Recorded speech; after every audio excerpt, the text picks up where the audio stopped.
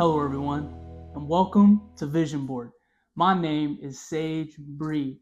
Oh, thank you so much for coming here, having a conversation. Man, it's a blast. I'm so excited you're here. So go ahead, drop a like, send this to a friend, tell them, hey, yo, we're having a conversation today. Come lock in, y'all.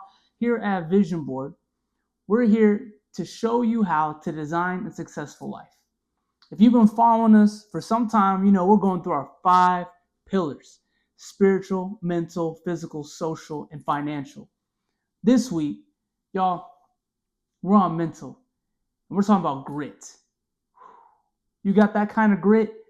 Now you may be thinking, okay, Sage, I understand grit. What's the purpose?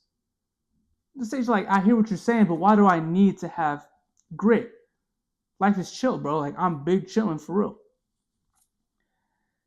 Stick with me throughout the course of this conversation, and I'm going to give you the keys that you need to be successful with whatever task that you have. All right? Deal? All right, y'all, let's go. So, one of the reasons why, like, I was sitting down doing some note planning, I was like, man, I feel like I'm tired, to be honest. Like, this past week, kicked my butt. I was just like, dude, I'm freaking exhausted. I don't really want to do anything. And that's when it hit me. Oh, this is an opportunity to win. This is an opportunity to win. Because when most people get tired, that's when they stop. When most people get tired, that's when they quit. Well, I've done enough today, or man, I've done everything I needed to do. But it's not that simple. Because there is something that you want to accomplish. There's something that you want to do that you have invested your time, your energy, your sanity, right? Can we be honest? And if you stop now, what was the point? What was the point of all that? If you're going through hell, why stop? Just get through hell first, and then you can chill.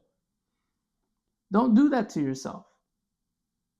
And it's real. So when we talk about grit, when we talk about staying, when we talk about doing all these different things, y'all, it's not a simple matter of just do it, just get it done. It's not. We have to recognize all the different things that we're going through.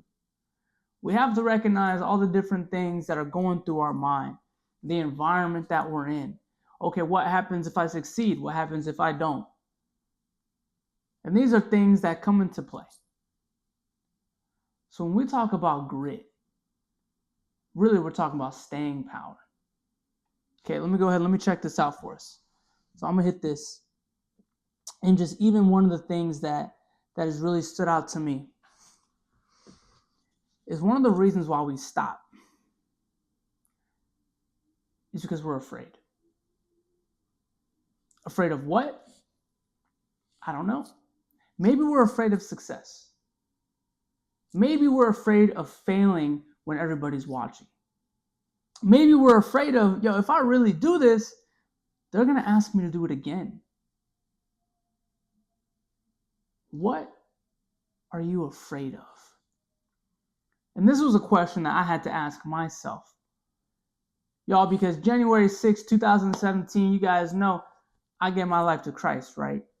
And then that following track season, I came back to get a conference championship. And it was hard.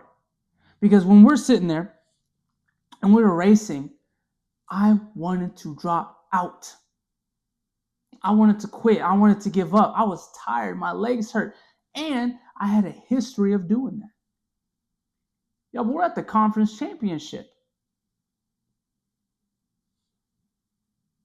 That's not the time to quit. You know what I'm saying? It's not the time. So as I'm running, I'm looking around and I'm seeing my teammates. I'm seeing my coach. I'm seeing my friends, my loved ones. And they're all cheering my name saying, go, Sage, finish it. And I'm like, I want to quit. I want to stop. I just want to fall off the track and be like, Because I'm scared of the pain. I'm scared of having to do it again. I'm scared of failing in front of people.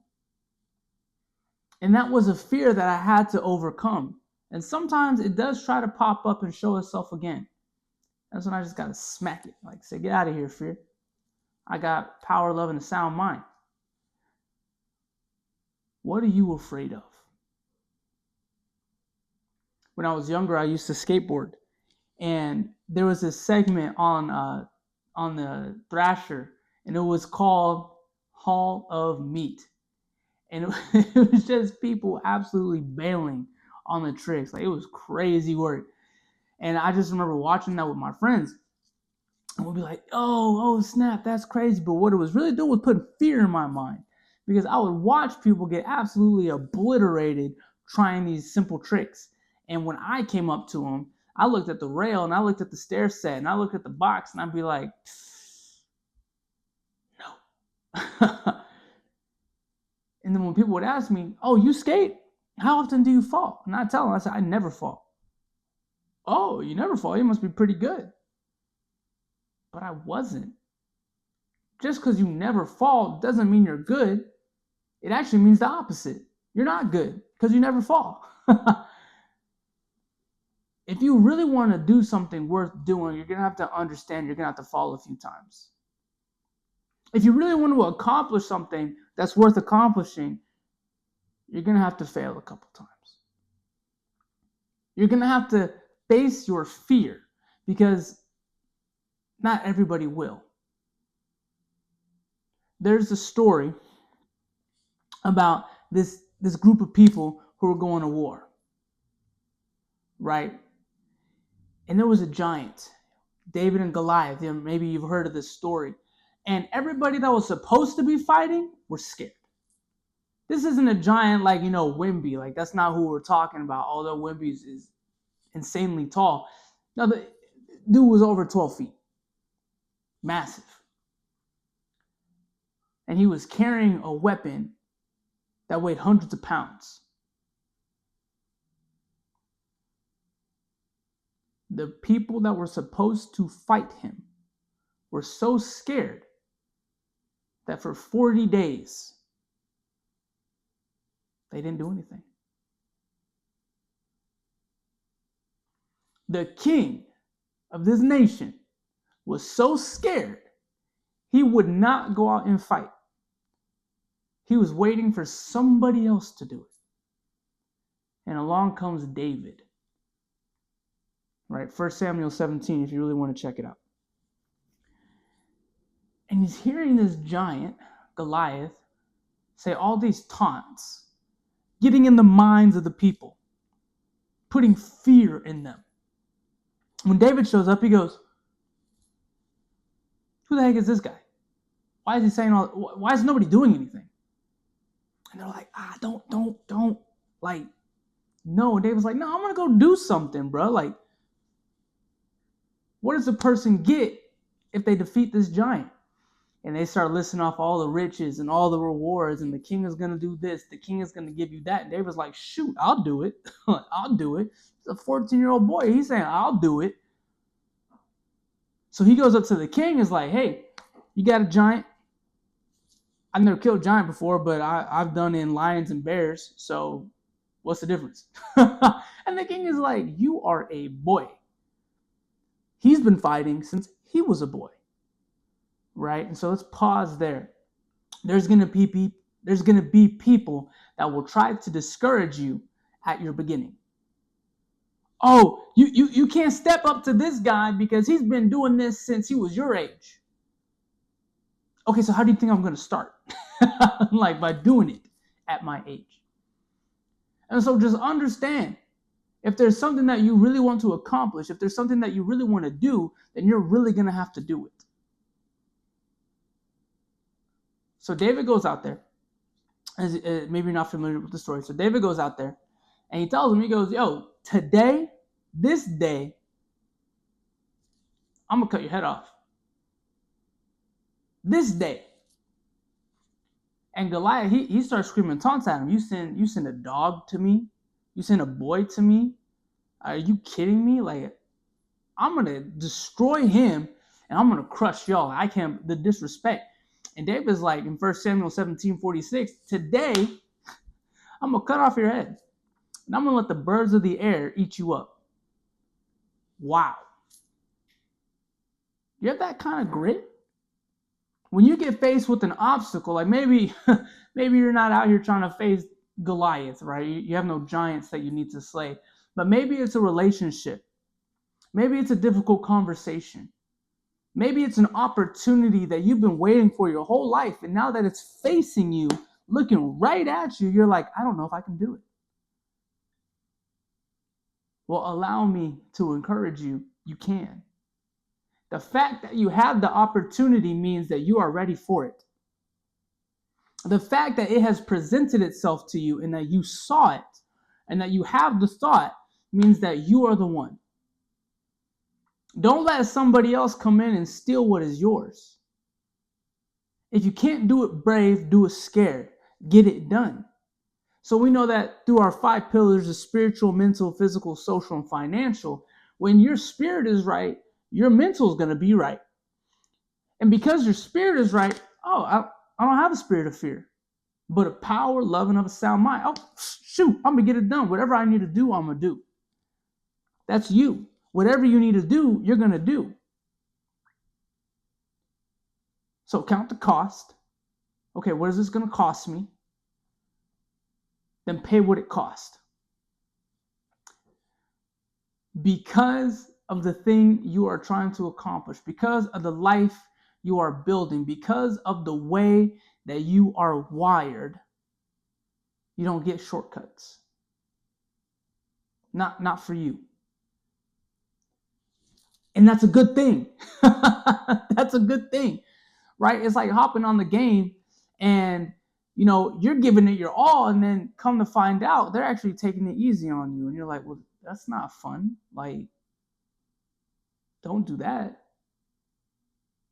No, just like, how does that feel? Like you're giving it your all and this person's just playing with you. Like, oh, that's cute. You're really trying. Oh, look at them. They're really trying. And you're like, dude, I'm giving it everything I have. How does that feel? That doesn't feel good. So you don't want a shortcut. No. Give me the hard way. Because by me going the hard way, by me not taking the easy way out, me not cutting corners, you doing what needs to be done, you really putting your head to the grindstone, if you will, and you're really getting sharp, that when you hit these oppositions, when you get to these obstacles, because you paid what it cost, you're not going to be stopped. You're not going to be denied. However, it's one of those moments where it's like, if you did cut some corners, if you did take some shortcuts, they're going to hit the replay camera and say, yo, he didn't pay what it cost. So now when opposition comes, you'll break under the pressure. That was one of the reasons why David was able to step up to Goliath. And that's the same reason why you are too. It's the same reason that as I'm at the conference championship and I'm looking around, I see all my friends cheering me on. I see my coaches. I see my loved ones saying, go, Sage, go. I'm like, yo, I'm tired. But because I got the reps in, because I was doing what needed to be done, I wasn't slacking during practice. I wasn't slacking when I was supposed to be resting. I wasn't eating bad. I wasn't out there drinking and smoking. I was doing what needed to be done. So when the time came for me to shine, I shined. Everybody wants to be a diamond. And we got a bunch of coal around here. We got lumps of coal everywhere. But not everyone is willing to be put under the pressure that it takes. Are you? Are you willing to become a diamond? Because the fact is, to be a diamond, that's the hardest substance on earth. Not a lot of things can break a diamond. You can get the cubic zirconium. It shines. Shine bright like a diamond. It shines. But you put it under some pressure, it's going to break. You don't get cubic zirconium saws. You don't get cubic zirconium lasers. You don't. You get diamond. Do you have that kind of grit? Do you have that kind of tenacity? You do. You do. So take a moment to reflect. Take a moment and say, what do I really want? Why am I doing this in the first place? Because until you are able to solidify your why, you will have a hard time going through these things. Because if you're just doing it to do it, why the heck am I doing this? Like, let me just stop. I've literally been there. Why am I going through this? I don't have to put up with this. I don't have to put up with this. But if I'm trying to accomplish something that I really care about, man, I really got to put up with this. All right, let me shift my mindset. Okay, let me understand what I'm doing here.